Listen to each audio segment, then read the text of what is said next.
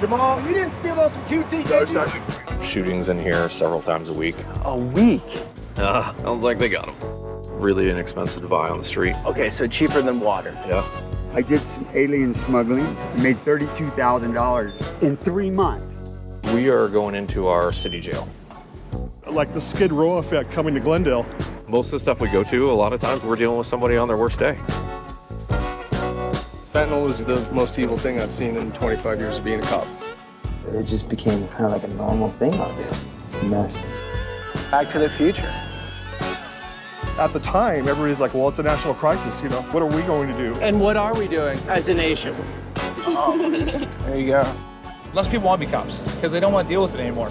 As I zoom in on it, you can see the quality of our cameras.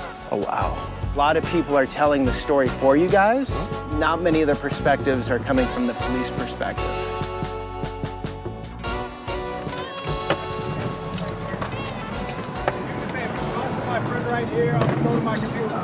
What's up, bud? How you doing, man? Good, sir. What's happening? He pulled out two that said he chews on it. He was washing the... Oh, okay. Washing the windows in this lane right here. You see how... All right, guys, so we're just on our way to start this You're video. Good. I appreciate you. Got called What's your first name? We're here with this officer Jamal. today. Jamal, I'm Jared. Officer Ellis. And in with the Glendale Police Department, which is very difficult these days to get in with a police force. Are you on probation or parole or anything? Probation. You on probation? Okay. Probation. That altered straw there, that's commonly used to smoke fentanyl. He's diagnosed with schizophrenia and a bunch of other things. He appears that he might be off his meds, and they'll a lot of times substitute their medication with fentanyl or methamphetamine. How does that work with the city of Glendale or Phoenix, which is right next to you?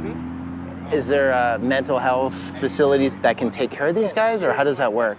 Oh yeah, absolutely. So there's like several. Would you like to go somewhere? Several. So and this is what. to get out of the heat. Okay. And kind of deal with There's some several stuff that's different going on. companies. But it has to be their decision, right? Yeah. Okay. We're not gonna scoop somebody up just because we think they should do something.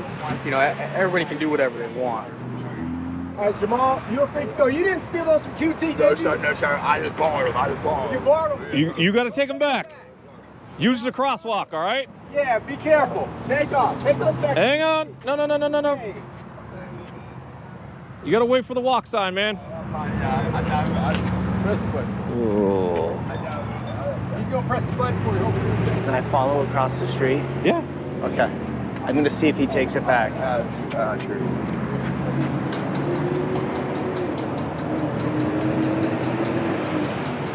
Grab your bucket, take it back. All right, buddy.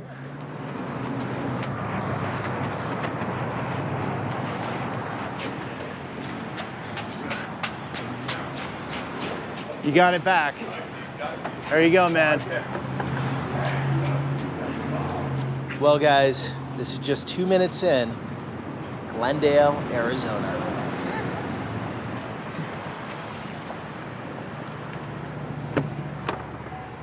All right, Officer Ellis.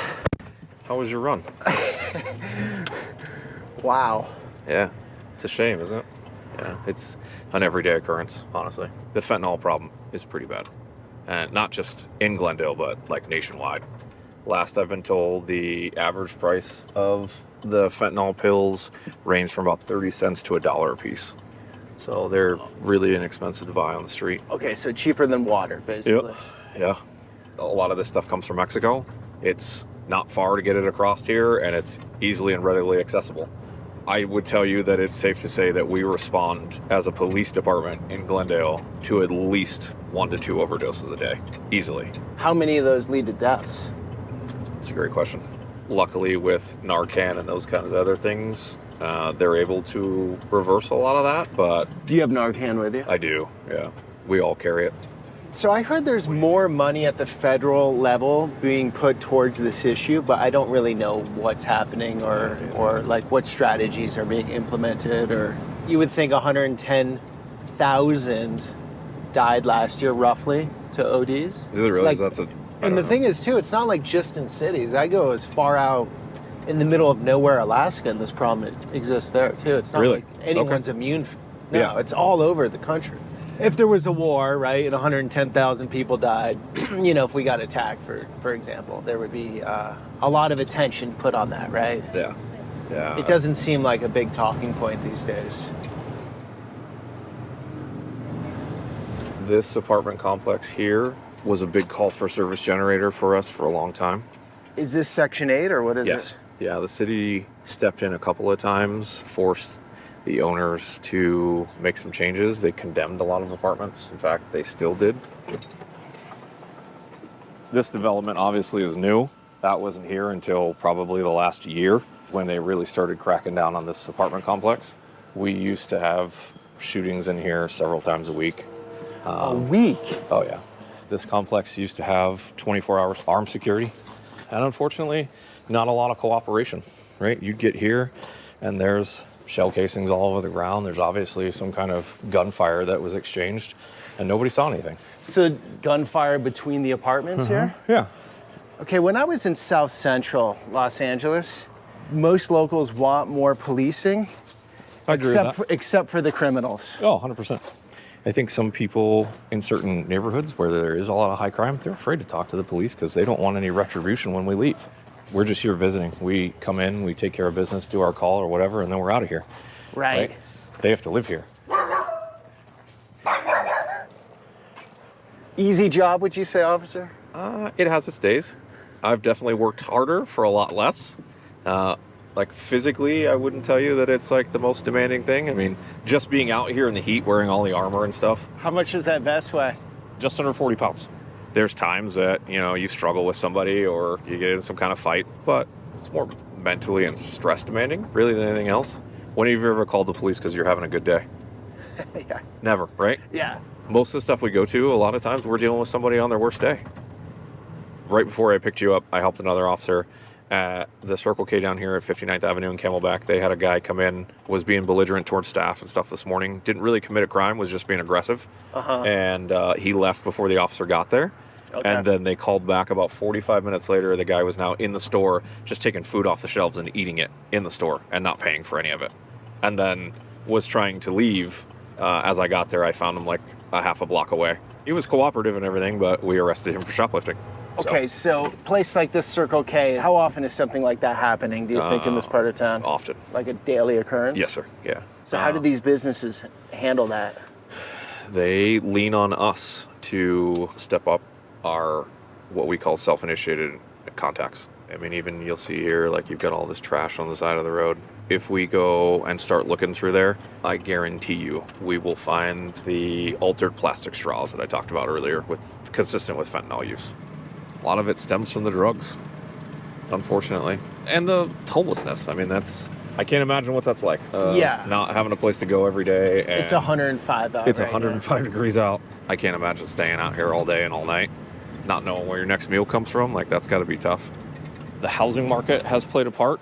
Arizona is very expensive to live in anymore, but there's definitely resources out there. There's help out there. It's just people have to want to utilize that.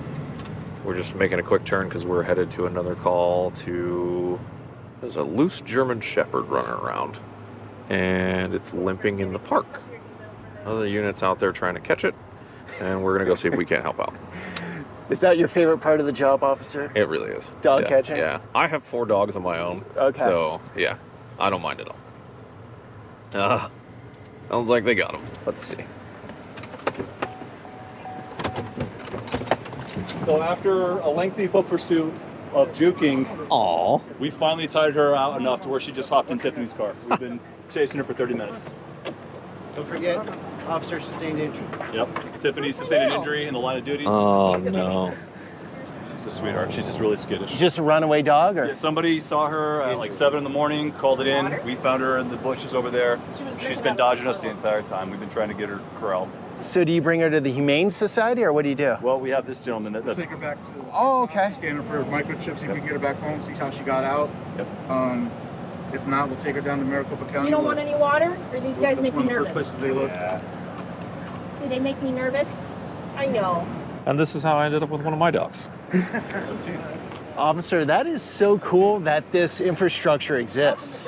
Yeah. I gotta say. That's So- a first world country thing.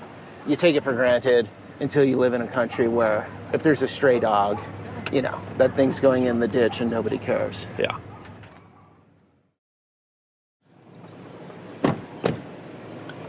something else going on here in the park. Some fentanyl foil. Yeah. Fentanyl, blue, and meth. Okay. What's blue? It's basically the slang term for the fentanyl pills. Okay. You see these? Okay. So you get the M on this side. It'll say 30 on this side. Again, this is what I talked about with the black streaks and how they use them with the straw and the foil. And then, This gentleman here says he'll take care of that dog. and then from what I understand from Stetson, they also, I believe in that bag, have some methamphetamine, which will be a white crystal-like substance. Okay. Maybe grab the So you see a lot of this. They just come into a nice park like this, sit at the table, do some fentanyl. Yeah, this is an everyday occurrence. Officer Mills, Officer Jackson, Sergeant McDonald here are all part of our misdemeanor repeat offender program. They do a lot of reach out stuff, offering services, which honestly many times are denied.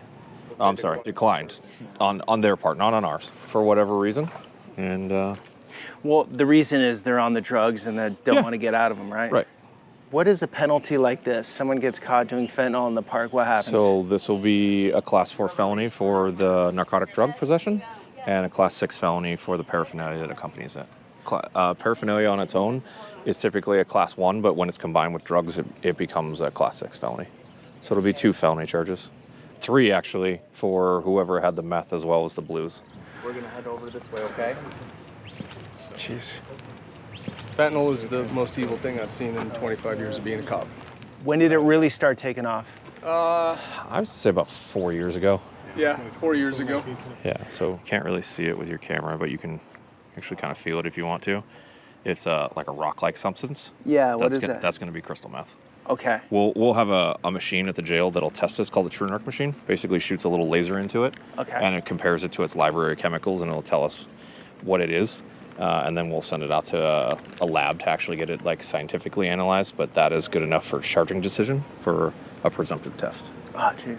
So. And on a side note, if you ever need a pen in life, you just have to ask a Glendale police officer. Yeah. You guys come equipped. Look at that. They are well prepared. Well, he should be, because he's brand new and he's in training. So he should have a plethora of pens, and he's probably learning from his FTO. You're in training? Yes. That's great. Did you always want to be an officer? No, I always wanted to be a professional soccer player. I made it as far as semi-pro, but I got a couple of ride-alongs with Phoenix and then with Glendale. Cool. I loved it. So how is recruitment these days? Getting new officers, is it a challenge in Glendale or not so much? It's a challenge for everybody. Everybody. Yeah, it's not just us, it's not just Phoenix, it's not just Arizona, it's all over. Everybody's hiring because the economy, you name it, being unmotivated to be a police officer, it's a rough time. It's not for everybody. It's gotten to the point where most departments now offer like a signing bonus.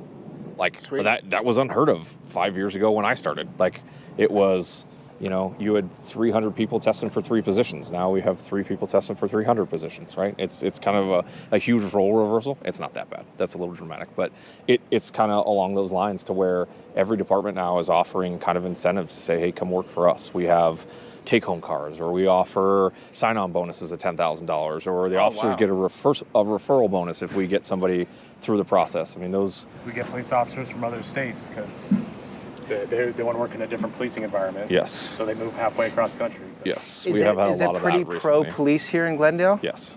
Yeah, our council and our chiefs and our mayor are hugely supportive. That's why I'm allowed to make a video. Probably. Yeah. I can tell you that during COVID and when this anti-police narrative started getting pushed around the country, our council and our mayor actually made a video disputing that and praising their support for us and the job that we do here in Glendale. So instead of taking all of their property down to the jail and logged it, they allowed this gentleman here to take care of their stuff and watch their stuff until they get out of jail. Are you friends with those guys? Yeah. They just fell in some hard times or what? Yeah, we all have. Matter of fact, I just got out of rehab 2 weeks ago. You've been clean 2 weeks? Yeah. Good for you. How do you do it, day by day? It was rough, and I really wasn't using that much, so. What were you using, Fent? Yeah. Yeah. It's tough to get off, huh? Oh, God. Is I had anything a knee replacement, and they had me on Percocet. After that, Prescription ran out and then kind of went from there to the street pharmacy, so to speak. Yeah. The pain goes away, and you're able to be normal. For a short time, though, right? You don't even get high anymore. It's just... So it doesn't last very long, right? Right. From my understanding. That's why you get people out here that'll use. I mean, I've had people tell me they use up to 30 or 40 a day. I was using maybe 3 a day. Okay. And it got me so hard. I bet. I was sweating. Yeah. When I was kicking it. Sure. At 12 years old, my dad shot and killed my mom in front of me. Jesus. Took a 12 gauge from me to you and took the back side of this ear to the front side of this ear off.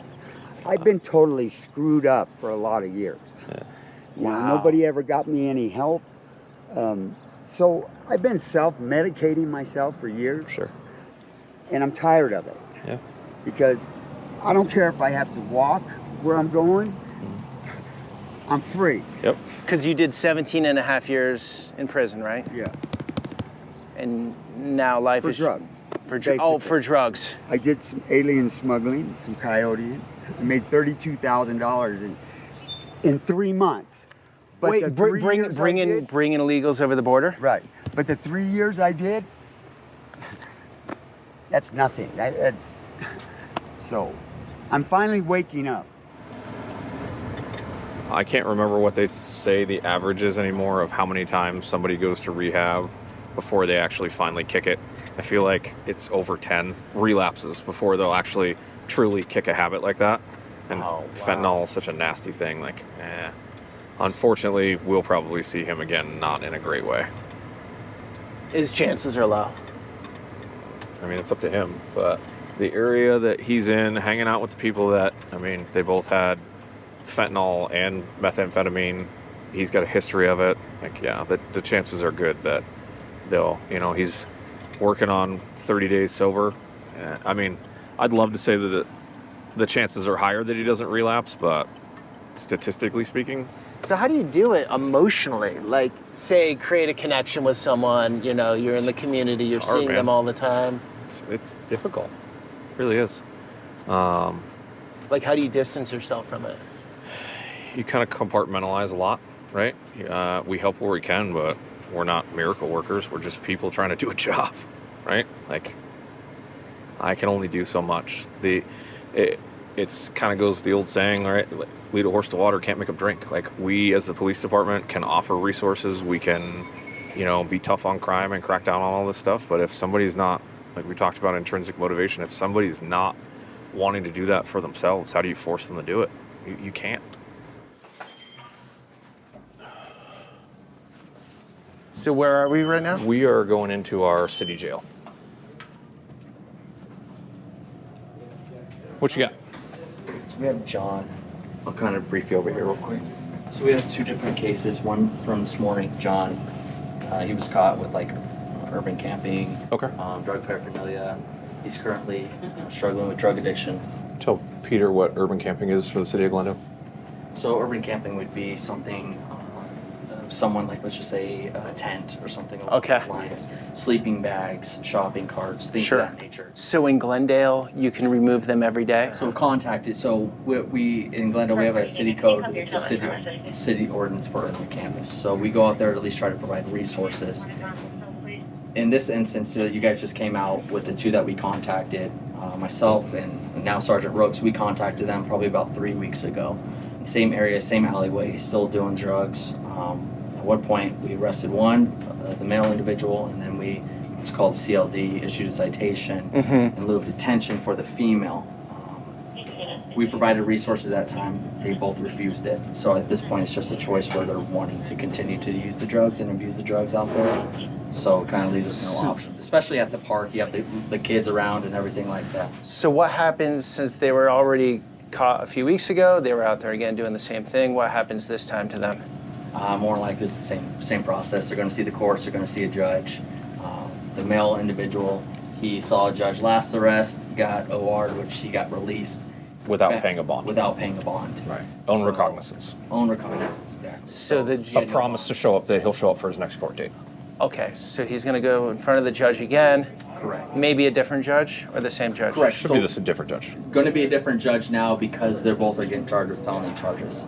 Okay. So you have the possession of narcotic drugs, the possession of the dangerous drugs, and then you also have the drug paraphernalia. What do you think will happen? More than likely, probably they'll see a judge and probably get OR'd again. More than likely. How many times can they get OR'd before they're actually completely removed from the park? That's well, from the park.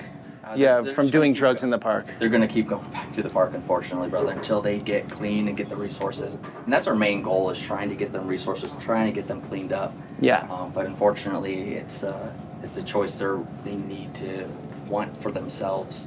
So what does that do to you guys? I mean, they weren't violent, which makes it easier, obviously. Yeah. But if you keep seeing this over and over in front of you, what are your feelings? Definition of insanity, right? We're doing the same thing over and over again, expecting different results, and it's not reality. So what would, in your perfect world, and I want the police officer perspective, what would happen in this circumstance? To be honest with you, probably some type of mandation of trying for rehab.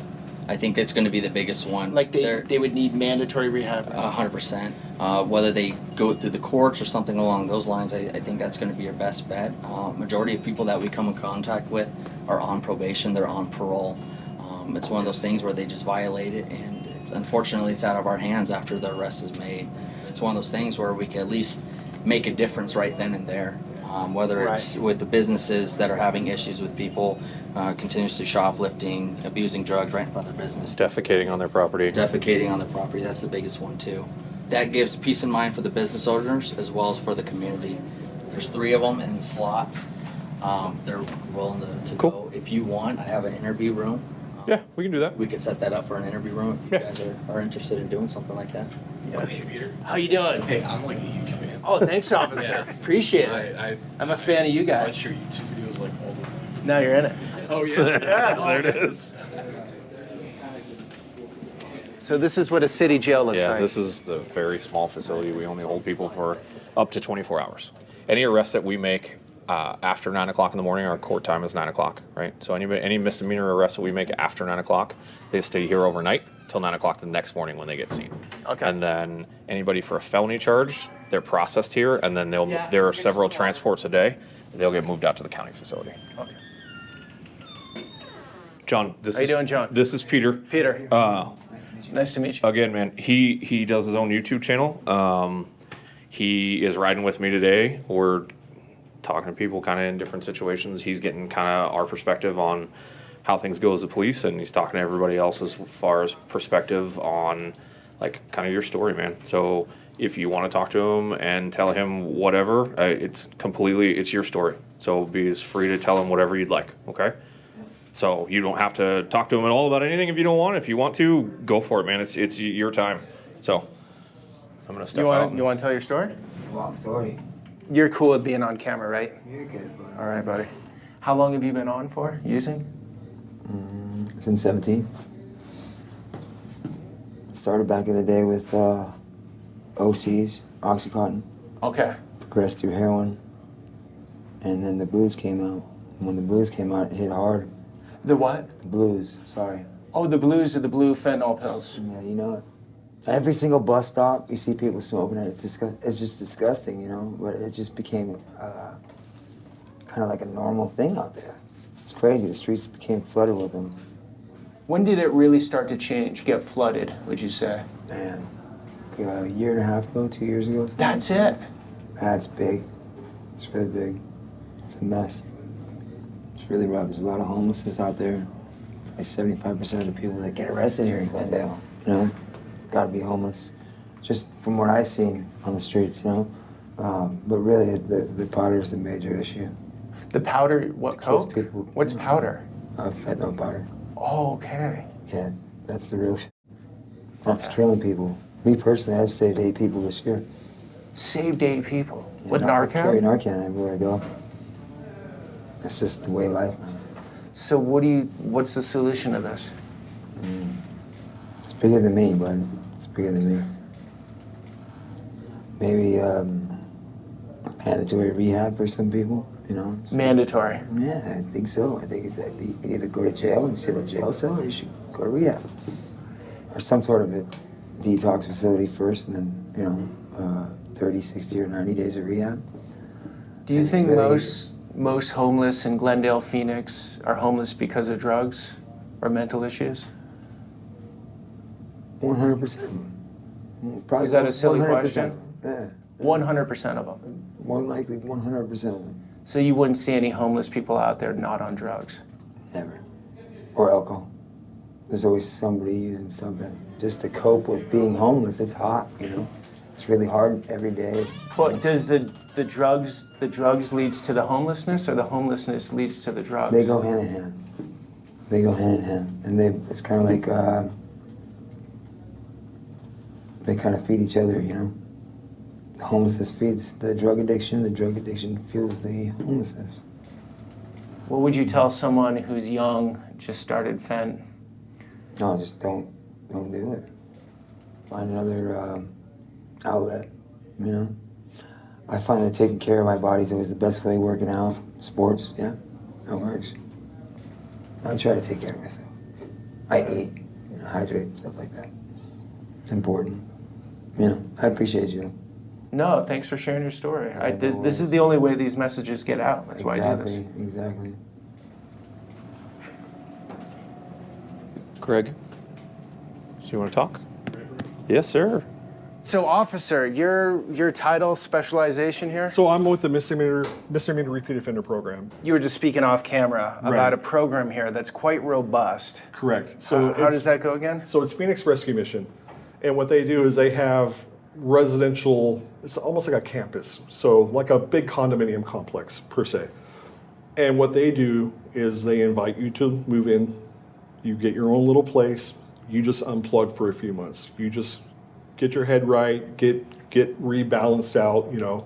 Once you get back to normal, they identify what would be a good fit for a future career for you. So if you want to be a CDL certified, I always use a joke in Arizona, if you want to be an underwater welder, they'll figure out a way for you to be an underwater welder. Okay. You know, so their goal is, after a 12-month program, is to have you certified and have you have a very well-paying job so you can move on from the program and lead a good life. Oh, wow. Yeah, and we work with them quite a bit. City of Phoenix funds that? I don't know who funds them. They're based in Phoenix. I don't know if the city of Phoenix funds them. Okay. But they're based in Phoenix, and they're just a great group. So there's no reason to be homeless here if you don't want to be. Correct. Like, you are taken care of in this area. Correct.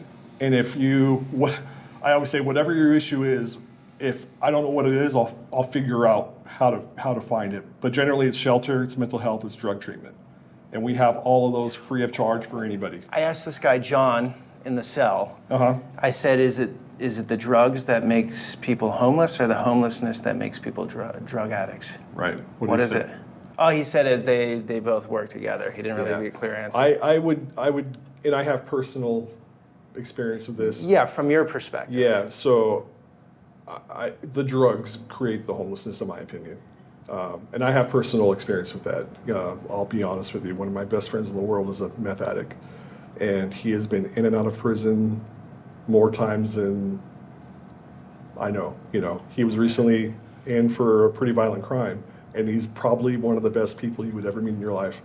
But the drugs have a hold on him. So I kind of understand that side of it. And I don't hold judgment on anybody. So when I talk to people out there, and I'm kind of known out there anyway, people know they can come up and talk to me and everything. And I'm not going to hold judgment on you, because I know just because you're on drugs doesn't make you a criminal, doesn't make you a horrible person.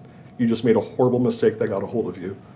And let's try to fix it, you know. I am the unofficial outreach person for Glendale. So I handle all of the outreach for the city. The city of Glendale, we try to kind of keep the scale even. We have outreach, but we also have accountability in Glendale. I'm sorry, you've been an officer since when? It'll be 16 years next month. Every city has issues and whatnot, but I really noticed around 2019, for lack of a better word, like the Skid Row effect coming to Glendale. And I was just like everybody else. I'm like, why don't these people get help? What's the issue?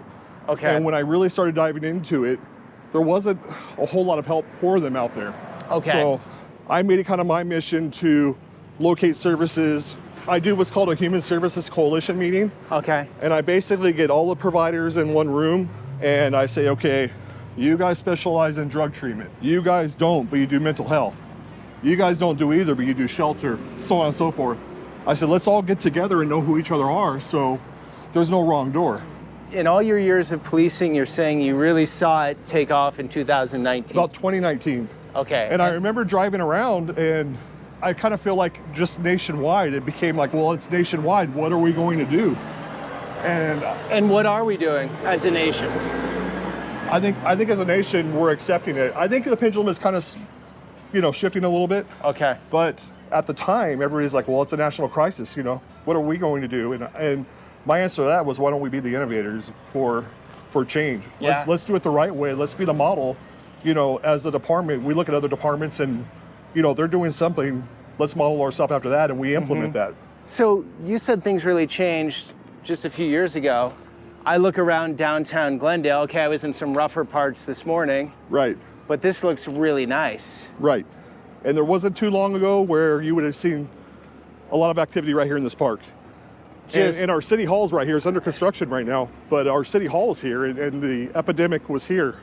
There's things we put into place. Again, outreach and accountability. It's not illegal to be homeless. If you're homeless, we're more than happy to help you. But we are going to hold you accountable in Glendale if you commit criminal activity. And then you got a cooling center. Yeah, so we have cooling centers throughout Glendale if you need to escape the heat, because it's really hot right now. We're going to have to make our way back because my camera is going to overheat. Okay. Yeah. Here. It's Jax. Here. Hey. Oh, yeah. How many dogs do you have? Otto. We have 5. 5, okay. That's so cool. Here, Otto. Hey. Otto, you're going to burn your feet. So are you using the dogs mostly for drug busts, or what are you using it for? No, he's dual purpose. So he's used to hunt, find bad guys, bite them when he finds them, and then he's also narc them. So he'll find narcotics as well. Oh, that's awesome. So- Do you love working with the dogs? Oh yeah, yeah. It's rewarding, and I get to go to all the cool stuff like the guy over there just chasing. If he got away and jumped fences, we'd use him to find. Does Jack stay here at night? No, he goes home with me. No way. Yeah, so he's basically like having another kid that I take to work every day. That's your full-time partner. Full-time partner. Thank you. You're welcome. Take care. That is so cool. Oh, yeah. At one time, and still would be if I had an opportunity to do it, I would jump on it. I really would. Oh, this is fascinating. So all the cameras up on light posts and wherever, they all come in here and you're monitoring, or what's going on? Our traffic cameras are all placed in traffic positions, and we have access to them, so we piggyback off of them. What we do is, as you see up here where the map is, calls for service come out, and when the call comes out, we will then indicate where it's at and if there's a camera nearby. If there's a camera nearby, we turn, we can zoom in. Let's take this bus stop sign. As I zoom in on it, you can see the quality of our cameras. Oh, wow. So I can tell you right now what the phone number is for that bus. So again, I can zoom in on these signs, see things. So you can imagine like license plates. You have your armed robberies, you have your shopliftings, accidents, wrecks, hit and runs. If I can get that vehicle and I can start tracking it, smoothness of the camera wise and the quality, I can get you a plate, I can get you information, which just leads to our success, leads to apprehensions, leads to our solvability rate. You could see fentanyl foil from this camera, right? Yeah, there's a good chance you can. Yeah, for sure. But you can see up here on the map side, or even right here on this map side. Yeah. You can see for us as I zoom out, you can see all our camera feeds. These are all cameras. This is all Glendale here. So Glendale is a big L. So this is all of Glendale right here. Okay, See that's big all L kind of- Phoenix. Yeah.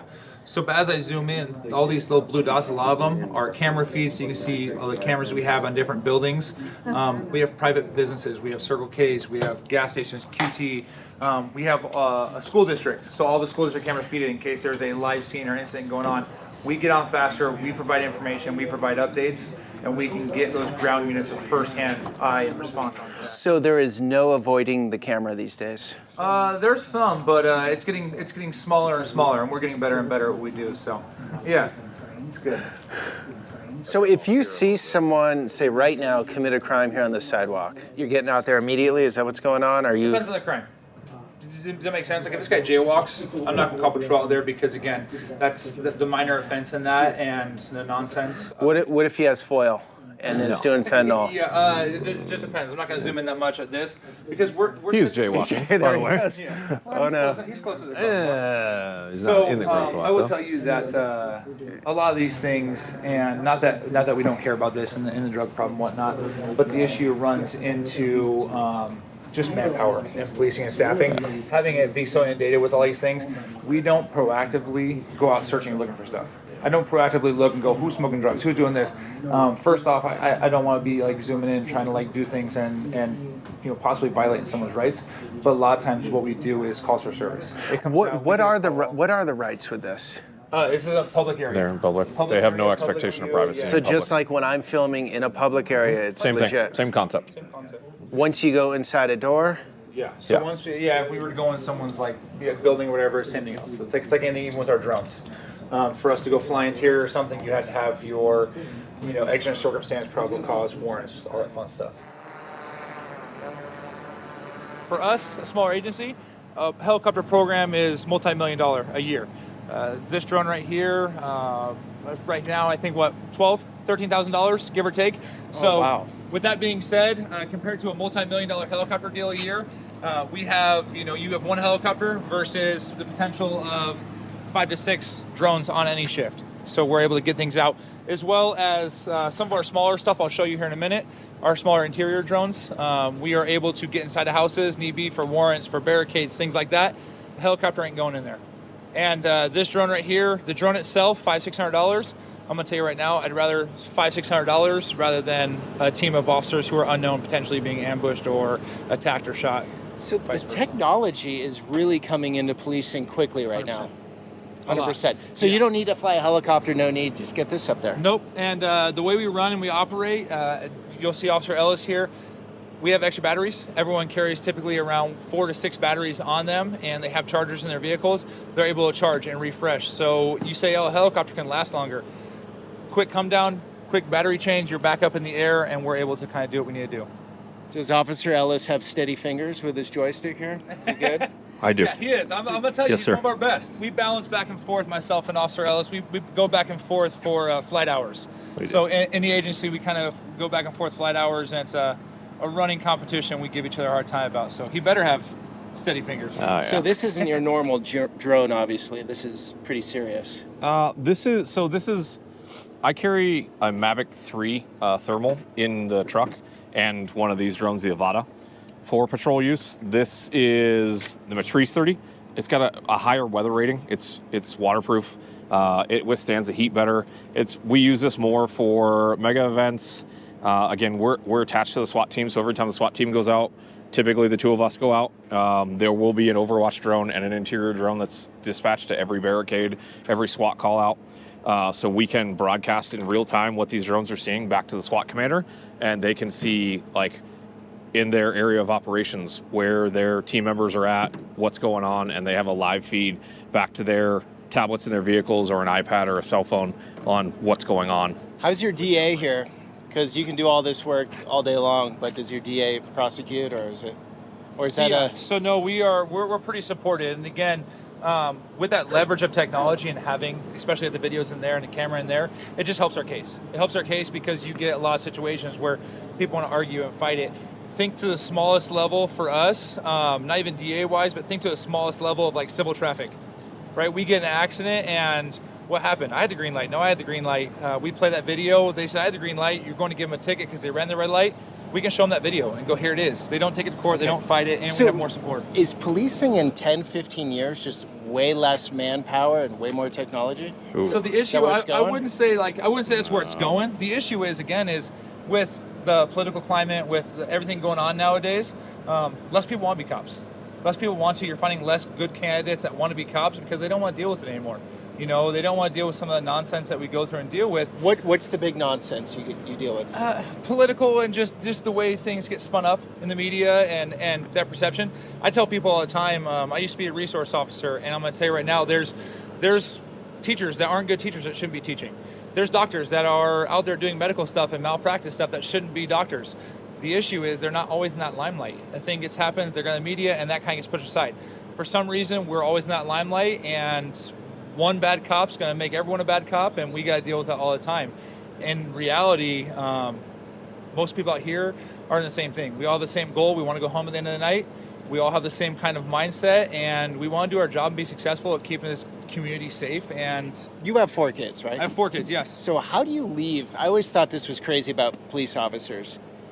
you kiss your wife goodbye in the morning, you leave your kids, you go out and deal with society's biggest problems that might get physical. 100%. Then you have the scrutiny of, like you're saying, the media.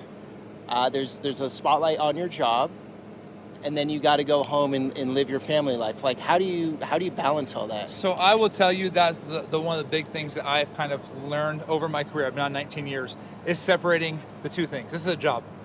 This is a uniform. It comes off. It's a job at the end of the day. Now, in all reality, to my son, I'm a rock star. I'm his biggest hero. I go out. I get to get bad guys. I get to do my thing. To every young boy, that's their dream.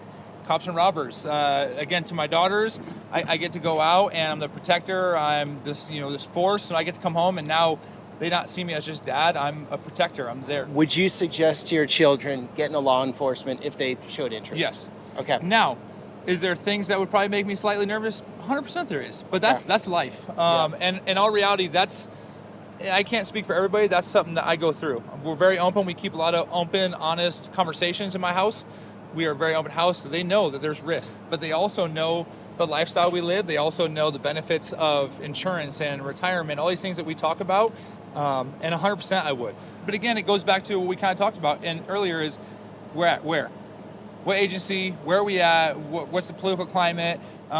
San Francisco. Yeah, no. Again, I want them to be supported. And I will tell you that in Glendale right here with the community, with our city council, with the people around us, do we have headaches? Yeah, 100%. But I'm telling you right now, we're 100% supported. We're supported. They care about us. They take care of us. We take care of them. That means everything, right? It means everything. So do you think there's going to be a trend in policing where good new officers go to the jurisdictions where they'll be supported versus the ones Hopefully, they won't be? because then we'll have enough officers over here. Yeah, but it's going to create an imbalance, wouldn't you say, in policing? So, yeah, it potentially could. Policies equal realities, 100%. right? But what it comes down to is, and again, anything else, it's waves. Political waves, and you'll have a couple bad years, for a couple good years, couple bad years. It happens throughout all of time. This mindset of defunding the police. I don't think many people do anymore. I know, but there was that mindset for a while there. And I'm here to tell you that you actually need to fund it more for training and things. And we get a lot of training. We're very cross-trained with a lot of things. And that's where I think we're supported, and that's where I think we get a lot of our I would say pay policemen more, but just get the best ones you can and train really well. Quality. Right? And that's Wouldn't a that theory. make sense? Yeah, no, that does make sense. Like with everything, too. I feel that way For sure. with teaching or whatever position. Vetted people that are actually good, want to be there and train 100%. So you can see here, we get a live feed of his video and where he's flying, as well as where he's at in the map. This will tell me where he's at. You'll see there's a small crosshair here. It tells me exactly what he's looking for. So for me, as someone who's in there in that unit, or if I'm in here in the vehicle and I'm trying to direct officers to where he's at, I now can see where he's looking at. I can see where he's at on the map and what his camera's focused on. So it's not a matter of him going, hey, what street is this? Do I know what street it is? Do I know what's going on? You can see back here right now, he's looking back at us. He's going to zoom in here. I'll try to see if I can make that a little bit bigger for us here. Wait till it clears up. But there you go. That's you right there. There he is on the back of the vehicle. Right. But you can see he's right there. We are 300 feet up in the air and a couple of blocks away. But you can tell in this parking lot right here. What clarity. That's what's showing that. That's unbelievable. So on this, it's not, that shoots in 4K, that drone video. It also has a split view of thermal. Everything's hot right now, but you can see there's a thermal view as well. Split view side by side. So here we are all the way zoomed in at almost 300 feet up in the air, and I can look at the back of my ugly head from here in great detail. You're not thinning. Too bad. Yeah.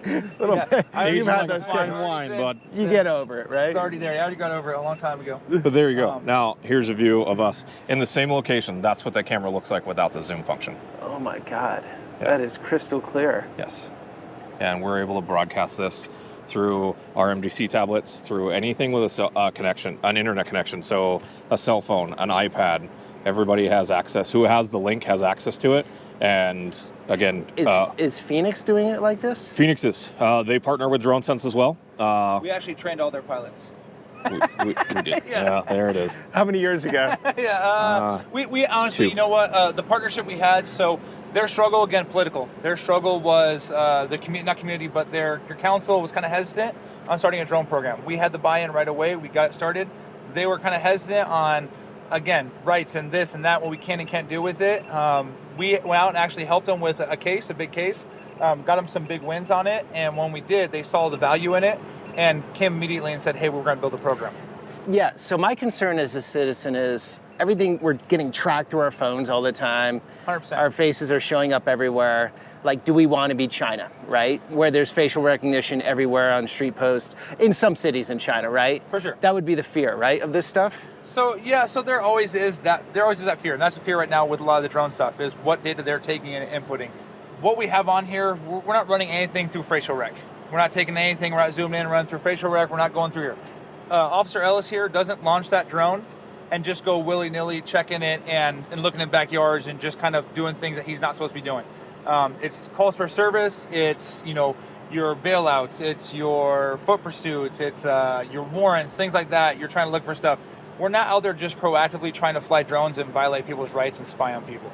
Okay, so this is our interior drone. So again, this drone is purpose-built for more cinematic stuff and flying outside and doing tricks and fun stuff. But with that being said, we were able to leverage it and utilize the technology because of its size. And if you have the drone there, Jared? Yeah. You see this drone when I put it up in front of you? It's fully caged, so I can take it inside. I can hit things, bounce it off walls if need be, fly it through objects and get around.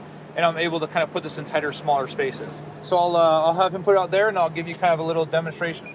I heard years ago that you could cook eggs on the concrete or the cement in Phoenix. I believe it. Yeah, today. People are trying to cook fentanyl on it, but Yeah. They're cooking fentanyl.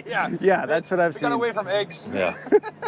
So we've had to put the camera near the vent here. That's why I have this. That's why I'm all up in your space, if you don't mind. All right. It's okay.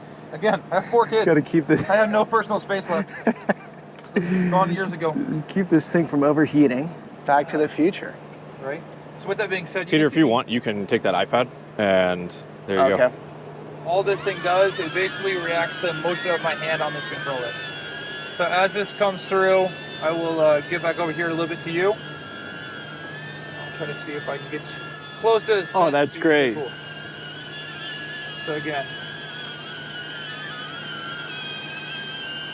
So I'm going to try to fly through. Is that passenger driver window down? Driver window? Hang on, give me a second. Okay. Is this a dream come true job for you? I love it. Again, I'm flying toys for the most part, You're good. Flying toys and utilizing it to keep people safe. So you can see precision-wise of flying this drone. Getting in here, moving it, just being able to kind of occupy tight spaces and fly it around. If I come in here, you can also see, again, I'll come over this way a little bit for you. Hey, close that door, Jerry, right there.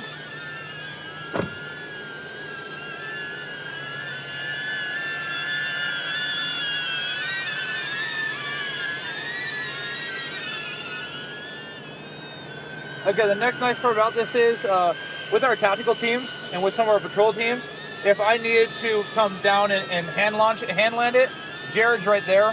I'm able to come here, and Jared can take it, grab it, and get ready to go to the next area, corridor, fly around. When is the technology there so that you have the mass shooter guy, and he's running away, and you can put a stun gun in on the drone or something? Trust me, when can you get the weaponry into the... So by our policy and by rules and regulations, we can't arm them. We can't arm and put things on. Now there's 3D prints where you can, if you can imagine it, you could probably put them on there and people build it. You see things overseas, Ukraine, Russia, there's a lot of things that you see that we can't do. Not that I do or don't want to do it. Again, that eventually will be a realistic thing at some point in time. Especially with Taser being local here in Arizona, having a drone with a built-in Taser into it, which could it be efficient? 100%. Just depends on your pilot and your skills of it. But having those right now, yeah, that's a long ways away. I'm just enjoying flying the regular drones. Quick turn over here. North side of the street is Glendale. We're rolling into the city of Phoenix here. Yeah, what's this situation here? I don't know. Whose cart? Okay, that's got to go back to Walmart. You know that, right? So, can't conduct any business to the store back here. We've got a shopping cart, which belongs to Walmart. Those things cost about $350 a piece. So this is Phoenix? Yeah. We're 2 seconds into the other city, right? So you're not going to say it, and I totally respect you for it, Yeah, but I can't. there is a difference between Glendale and Phoenix, 100%. from what I've seen. Yeah, there is. You cross a line, and it's... Yeah. They're doing the best with what they have, and they're short-staffed. And, I mean... Here. Phoenix is more short-staffed than you guys? Yeah. And look at all the trash down here. If we walk through that, that's going to be foil and drug paraphernalia and straws and all kinds of stuff. I'm not saying that we don't have those problems too. We absolutely do. We are empowered to take care of those issues before they become bigger issues and do proactive enforcement on it. Do you guys get along, or is there Absolutely. beef between them? No. We've worked events together. We call them for help. They call us for help on big scenes. We've loaned equipment back and forth. Like they're wonderful to work with. This is one of your favorite Mexican joints? Yes. So you work with these guys, Elaine? So Officer Ellis is in patrol. I'm over the Glendale Family Advocacy Center, so I have our Special Victims Unit. A topic I didn't bring up today that I want to, trafficking, human trafficking, women trafficking.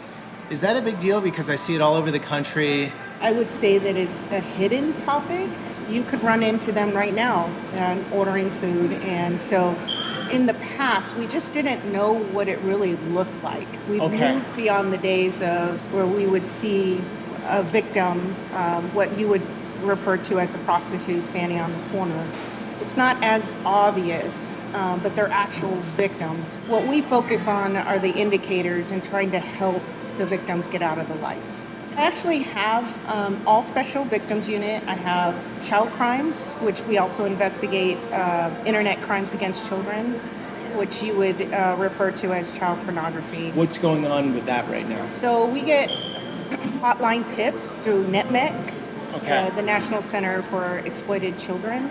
We'll get images of young children, and in the worst case scenario that you can think about, and our detectives will investigate that. I also have our family violence unit, which is all domestic violence. And I also have Randy Rainbow. He is my sex offender program manager. Okay. I monitor and track the sex offenders that move in and out of the city. Are there a lot of them?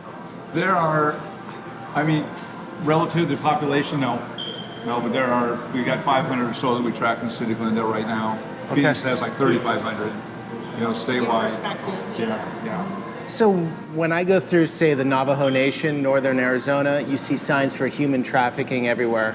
What could a human trafficked subject look like in everyday Phoenix, Glendale, Arizona? Like, what could it be someone walking down the street and they look free and like they're living a normal life, but they're not, or? And that sometimes is a misconception because take labor trafficking, for instance. They're usually free to leave.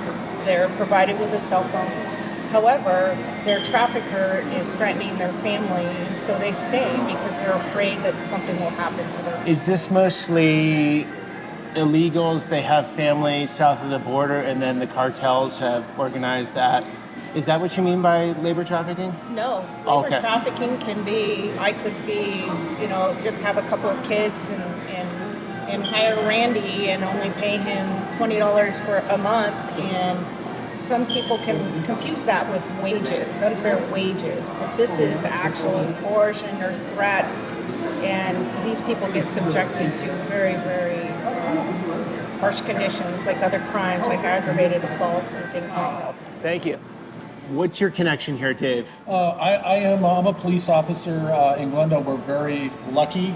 Our city allows for 2 full-time labor release positions. We're a paramilitary organization, and so if these guys need something, traditionally it's got to go officer, sergeant, lieutenant, commander, assistant chief, chief. What I bring to the table is I report directly to the chief, so I can solve problems quickly and efficiently with our chief. We have a great relationship, and so really my job is to just kind of keep these guys supported and solve problems. What would you say the average person, like myself, doesn't understand about your guys' work? What you go through? What they don't understand, and I've been doing it for 23 years, is that we are just like anyone else. We have families, we have people who care about us, we do goofy things, We have a sense of humor. We like the things that other people like for hobbies. We have officers from all types of different backgrounds. I know an officer, his hobby is quilting, cross stitch. And you say, oh, well, you would never expect an officer to do that. Clock works. Somebody does something with hawks. Yeah, falconry. Falconry. Thank you, ma'am. And the best part, here it is. There you go. So, what's the name of this place? Senor Pollo. Senor Pollo. It's a brand new place here in Glendale. The past couple months, yeah. It's a very tender chicken. It falls apart, which means it's good, right? Yep.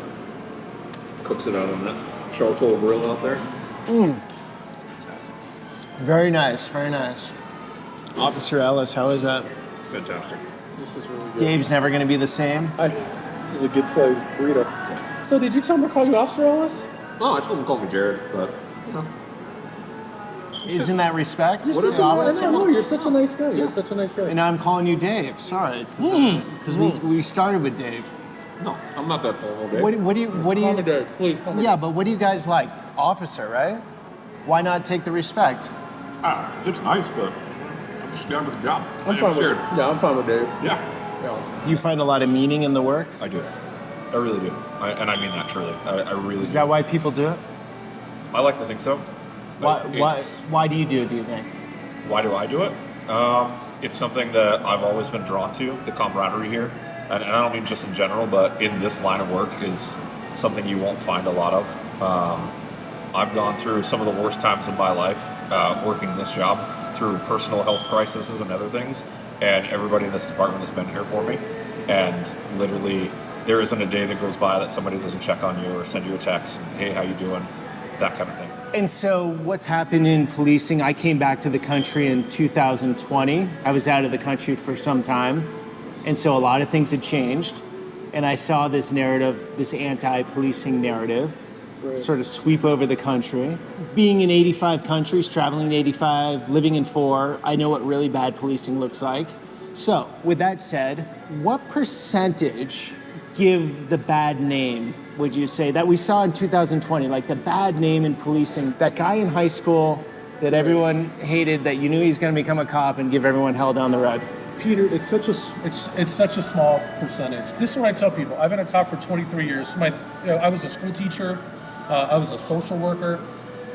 In 23 years, I've never heard an officer that I work with, off duty, on duty, use the N-word.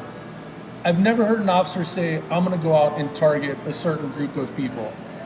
I've never heard of an officer taking a bribe or the corruption that you see like on TV.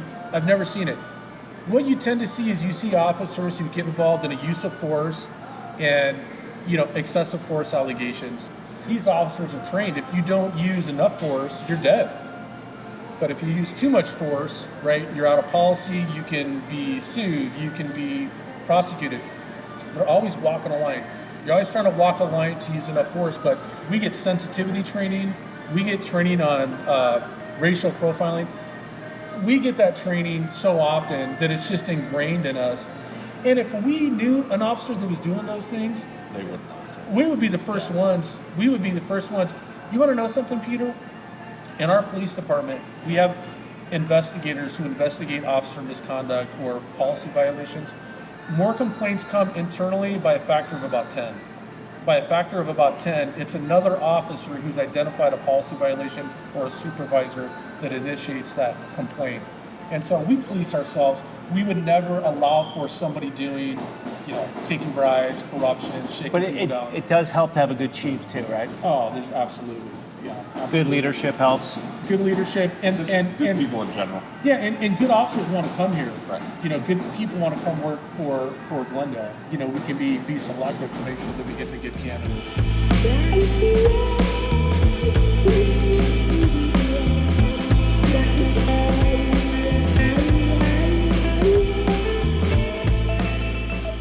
Okay, so this is all Glendale. This is very stark difference from where we were at this morning. My typical area that I work is Southside Glendale. Again, higher crime, lower income neighborhoods. This is quite the opposite of that. This is our Arrowhead Lakes. So area. they're not dealing with any of the problems we saw Wow. this morning. I mean, there are definitely less transient individuals, and I mean, fentanyl's everywhere. I mean, it just In a neighborhood like this? It could be just better at hiding it up here. You know what I mean? I don't know.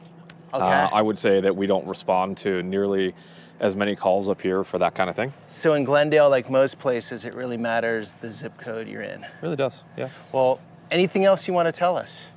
No. Learned a lot from you today.